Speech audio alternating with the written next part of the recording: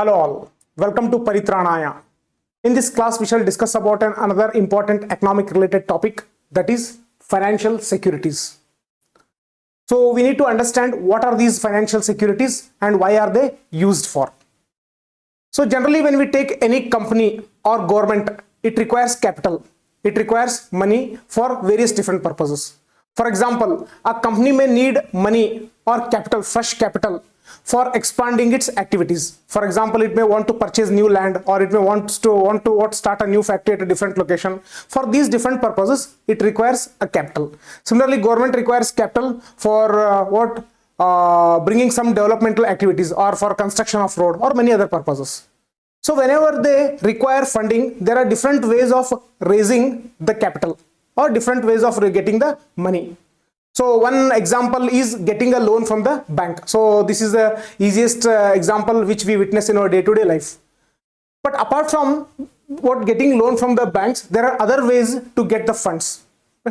And in order to get those funds, we use certain kind of entities to whom we refer as financial securities. Financial securities. So these financial securities are nothing but they are like a piece of paper or a certificate that has a monetary value and can be traded. And what is the use of these securities? It is one of the primary ways through which publicly traded companies raise capital. So the major intention of the securities is to raise the capital, to get the capital, or to raise the money. Okay, so that is its major intention. First, we shall look with the help of an example. What are these securities and how do they work? Now, here I have taken an example wherein I have indicated one private company. So I have taken Infosys as an example just to make our discussions easier. Similarly, I have taken government. Now there are three investors: person 1, person 2, person 3. And now Infosys, whenever it requires money, it will create a security. So I will call this name of the security as what? S1. So it has created a security called as S1. So let us assume it requires 10,000 rupees. So it has created a security whose value is 10,000 rupees. Now what it will do, Infosys, it will sell in the market this security. So investors, let us assume person 1 who is interested, he will purchase the security from Infosys. He will purchase the security S1 from Infosys and he will pay 10,000 rupees. He will pay 10,000 rupees to Infosys and he will purchase the security. Obviously, person 1 will not purchase the security without profit. So obviously he will be having profit. But what are those profits? We will be discussing later on. Here we shall understand that whenever Infosys wants to raise the capital, it will sell the security and investor will buy the securities. Obviously, investors will be having the profits. So about those profits we shall discuss later on. Similarly, here government wants 1 lakh rupees. So it will create a security. Let us assume the name of the capital security as S2. So person 3 has brought the security from government by paying 1 lakh rupees. So he has paid 1 lakh rupees and he has bought the security. So one thing is, these securities, they help the company as well as government to raise the capital, to get the funds. At the same time, these securities can be traded. What does it mean? This person 1, after purchasing the securities, let us assume a financial need will arise for him wherein he wants money. So immediately what he will do, whatever the security he is holding, S1, let us assume. So he will sell it to someone. Let us assume he will sell it to person 2. So he will sell it to person 2 and person 2 will give him 10,000 rupees. So it means a security can be traded in the open market. Okay, this is an open market. So person 1 can sell the security to person 2 or person 2 can sell it to person 3. Similarly, person 3 can sell it to person 2 or person 1 based on his requirement. So this is the general demonstration of how the securities work. Now specifically, these securities, they have been divided into 2 types based on the nature of profit and the risks involved. So these securities have been classified into 2 types. So the first one we call it as equity security and the second one we call it as debt security. Equity security, and an important example or an instrument of debt security is bond or bonds. An important instrument of equity security is stocks. So most of the times we have heard about stocks and bonds. Okay, bonds. So let us try to understand the difference between bonds and stocks. Okay, bonds and stocks with the help of example. The help of example. Okay. Now this is an example of bond. This is an example of bond. Now if you look here, again I have taken Infosys as an example. There are investors, 3 investors. Person 1 is the investor, person 2 is investor, person 3 is investor. Infosys requires funding. Okay, it requires money. So what it will do? It will create 3 bonds. So as I have told you, that bond is an example of a debt security, or bond is an instrument of debt security. So here Infosys has created 2 bonds. Okay, so bond 1, bond 3. Okay, bond 3. Okay, name of those bonds are bond 1 and bond 3. So bond is nothing but a piece of paper. On this piece of paper, it will mention that the worth of this bond is 1 lakh rupees. And the rate of interest which it offers is 10% per annum. So this piece of paper which Infosys has created, saying that its worth is 1 lakh rupees and it has the rate of interest of 10% per annum. So it will be what sold in the market. So an investor, person 1, he'll buy this bond. So he'll buy this and he'll keep it with himself, or he can even sell as well. So after 1 year, when this person wants money, what he will do? He will give back the bond 1. He will give back the bond 1 and he will get what? 1 lakh rupees plus 10,000 rupees interest. Why 10,000 rupees interest? Because there is a rate of interest which has been mentioned at 10%. So at the end of 1 year, person 1 will receive how much? 1,10,000. 1,10,000. So what is the profit made by this person? 10,000 rupees at the end of 1 year. Initial investment made was 1 lakh. Now the total amount he is getting at the end of the first year is 1,10,000. So he has made a profit of 10%. Okay, made a profit of 10%.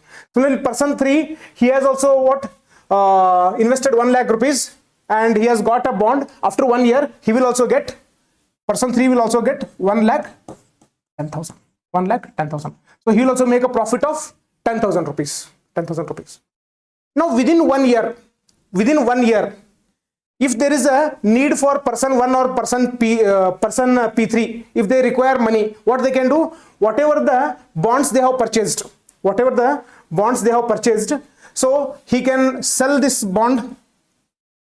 To, so here person 1, he can sell the bond to person P2. So within a year, if he wants money, he can sell it to P2. Similarly, within a year, if P3 wants money, he can sell that bond B3 to P2 or P1. So here it indicates that bonds can be traded. Okay, bonds can be traded. So here we understood that with the help of bonds, Infosys was able to get the funds, and after purchasing the bonds, they were able to trade their bonds among themselves in the free market, in the open market. In case of bonds, whether the returns is fixed or it is variable, it is fixed. At the end of first year, so the profit which the person 1 will be getting, or the profit which the person P3 will be getting, so it will be fixed. That is 10%. Okay, 10% returns, 10% more returns, because it has been fixed as 10%. Rate of interest is fixed as 10%. Okay, so this is about bond. Okay, bond or bond market, or with respect to debt security. Now when it comes to equity, let us take an example of equity. So here again we have taken example of Infosys itself. So here the net worth of Infosys is thousands of crores. We will not go into those aspects. Just to make our discussions easier, I have taken the Infosys as an example. So here let us assume the net worth of Infosys is 10 lakhs. 10 lakhs. So if I will create 10 shares of Infosys. Okay, I will create 10 shares of Infosys. So share 1, share 2, share 3, 4, 5, 6, 7, 8, 9, 10. So if the net worth is 10 lakh, then the value of each share will be 1 lakh. So value of share 1 will be 1 lakh, value of share 2 will be 1 lakh, and so on. Okay. So the person who owns all these shares, so he will be the owner of the company. So let us assume if there is a person A if there is person A, and if he has all these above shares, share 1 to share 10, then he will be the owner of the company. Now if person A has S1 to S8, that is he has 8 shares, and person B has 2 shares. So what does it mean? It means this company is jointly owned, and 80% stake is of person A, 80% stake is of person A, and B has 20% stake. Similarly, if 6 shares are held by one person and 2 shares by another person and 2 shares by another third person C, then 60% will be the stake of A, 20% will be the stake of B, and 20% will be the stake of C. Okay. So this is how it works when it comes to shares and stock market. Now let us assume, for time being, we shall assume that all the shares are owned by just one single person. Let us assume all the 10 shares are owned by one single person called as A. Now Infosys requires, let us assume, extra funding. So it requires 2 lakh rupees. So what it will do, rather than creating bonds, so it will sell its stake. So it wants to sell its stake. Let us assume it wants to sell 20% of its stake. So this person A, he has 100% ownership. He wants to sell his 20% ownership. He wants to sell his ownership 20%. So what he will do? So he will sell 2 shares. Because the net worth of the Infosys is 10 lakhs. So when it comes to 20%, it means 2 shares, each share of 1 lakh each. Okay, 1 lakh each. So when he sells in the market, so this person 1 will purchase 1 share. Another person 3, he will also purchase 1 share. Okay, 1 share.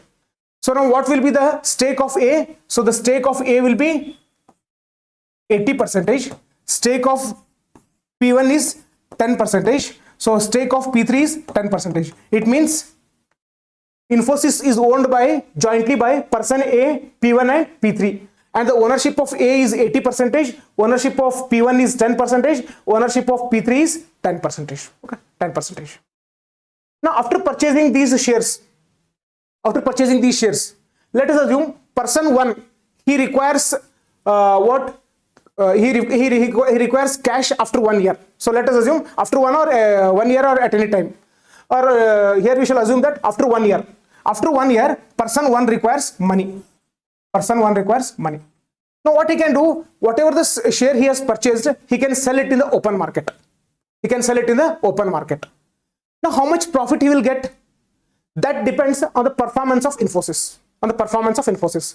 Let us assume in 1 year, okay, once he purchases the shares, after 1 year, if Infosys has performed well, let us assume it has got new projects and it has earned more money. So as a result of it, so Infosys net to value will change. For example, instead of 10 lakh, let us assume its valuation has become 14 lakhs. So when person 1 bought the shares, the valuation was 10 lakh. So that's why the price of each share was 1 lakh. But now within a span of 1 year, Infosys has performed well and its net value has become 14 lakhs. So now the value of each share will be, what? 1.4 lakh. That is 1,40,000. So after 1 year, when person 1 sells the shares in the open market, let us assume person 2 will purchase it. So he will pay to person 1. How much he will pay? He will pay 1,40,000. 1,40,000. Because the present value of Infosys share is 1,40,000.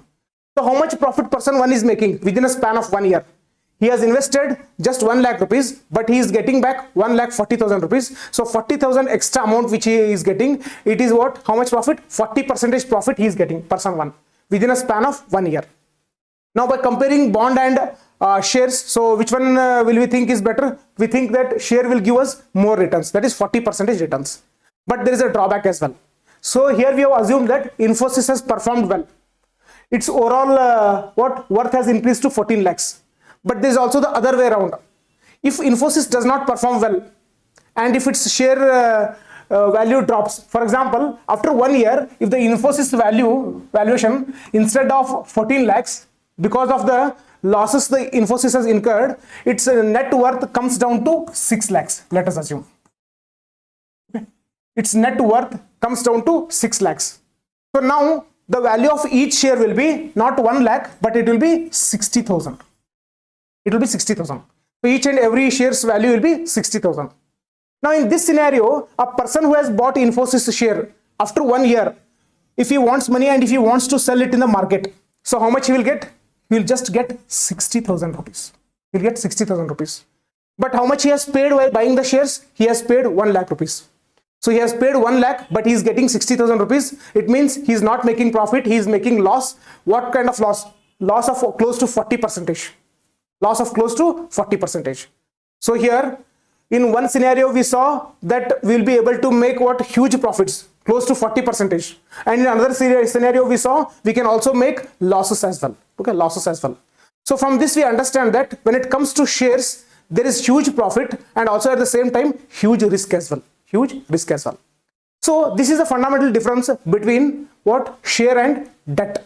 Okay, share and bond, or debt security and equity security. Debt security and equity security. So here, example of debt securities, bonds, stocks. So we saw involves borrowing of money. So in case of bonds, it just involves borrowing of money, whereas here it is not borrowing of money. A person will sell a portion of the equity in the company. So some part of the ownership of the company will be given to the shareholder. So here, obligation to repay. In case of bonds, after 1 year, whatever has been promised, 10%, 15%, or whatever the rate of interest that has been promised, so that much amount has to be paid back. Okay, paid back. But in case of shares, if the company makes loss, then it will give less money, or the price rate will come down. So here there is no obligation to repay. There is no obligation to repay. Next here, low risk. As we saw, at least for 1 lakh rupees, at least 10% with the 10% rate of interest, I will get 10,000 rupees. So low risk and low returns to investors. But here, if the company performs well, as we saw in this example, we may get huge returns, that is close to 40% returns. And if it is a loss, then we may face a loss of close to 40%, 50%, which is variable. So it involves high returns, but at the same time, it also has high risk to investors. Okay, investors. So this is the fundamental difference between what? Bonds and stocks, or in general, debt security and equity security. So in this class, we discussed about basically what are securities, why are they required, and we also saw the difference between the what? Debt security and equity security, and in specific about the stocks and bonds. Similarly, in the forthcoming classes, we will be discussing about the other important topics related to economy. For all our updates, subscribe to our channel and hit on the bell icon. Thank you.